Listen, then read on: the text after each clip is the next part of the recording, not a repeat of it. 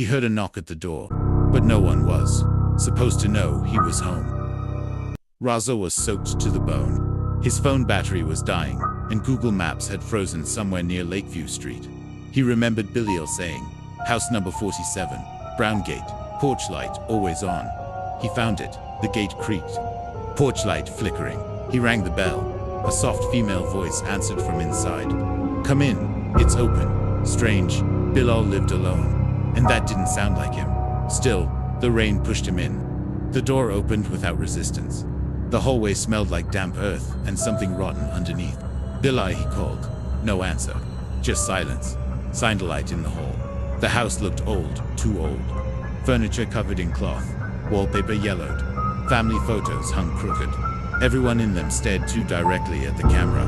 He heard slow, dragging footsteps from upstairs. Someone was up there. He climbed. At the end of the hallway, a woman appeared. Soaked hair, pale skin, long dress. Not a sound. She just stood there. Then turned slowly and walked into a room. He followed her, confused and unsettled, drawn by something he couldn't explain. When he stepped in, the door slammed shut. The room was completely empty. Bare walls, dust, no woman. He ran to the door, locked. He yanked the handle. Nothing. Then the air changed. Cold swept through him. His ears popped. A whisper slid past his right ear. A voice that felt too close to be heard from a distance. "You're not the first." His chest tightened. He turned in circles. No one there.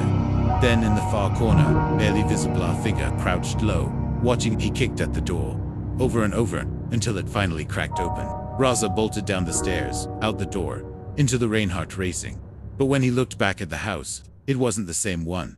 No porch light, no door. It was a burned shell, charred wood, broken glass.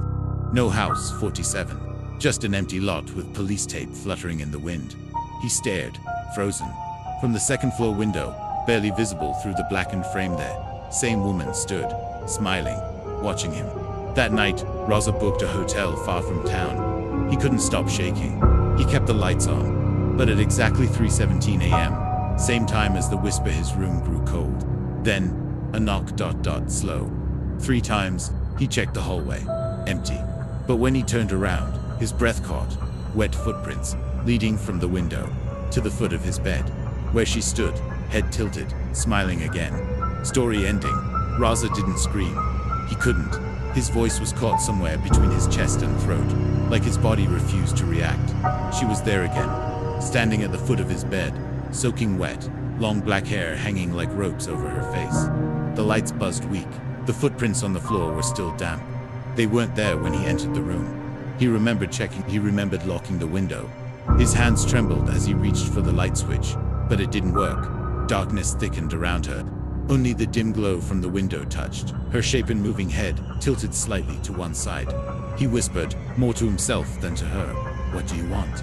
She didn't answer, but her head slowly lifted, just enough for him to see her mouth.